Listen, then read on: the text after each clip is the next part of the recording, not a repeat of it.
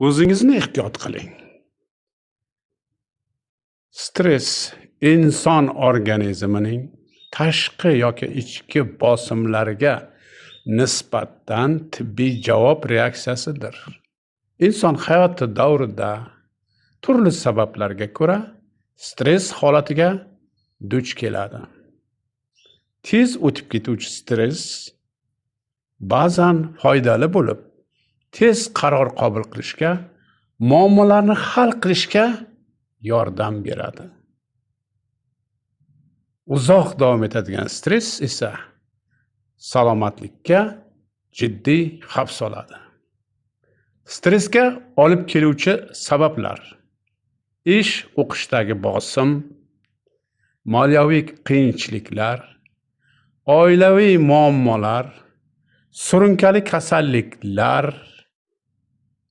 yaqin qarindoshni yo'qotish, kundalik hayotda uchraydigan tashvishlar. Belgilari: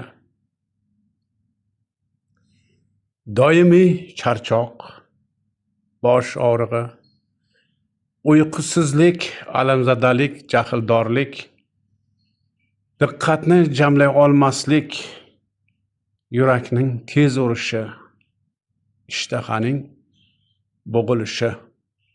Asoratlari: yuqori qon bosim, yurak qon tomir tizimi kasalliklari,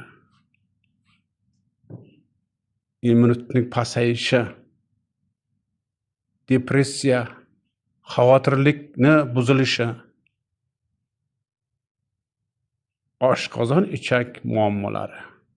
Oldini olish: 7-9 soat sifatli uyqu, sog'lom ovqatlanish, doimiy jismoniy faollik, nafas olish gimnastikasi, ish va dam olishni rejali asosda olib borish, qarindoshlar o'rtasida muloqot, o'zining his-tuyg'ularini baham ko'rish, tabiatdan zavqlanish, kino ko'rish, muzika eshitish, o'ynash va hokazolar.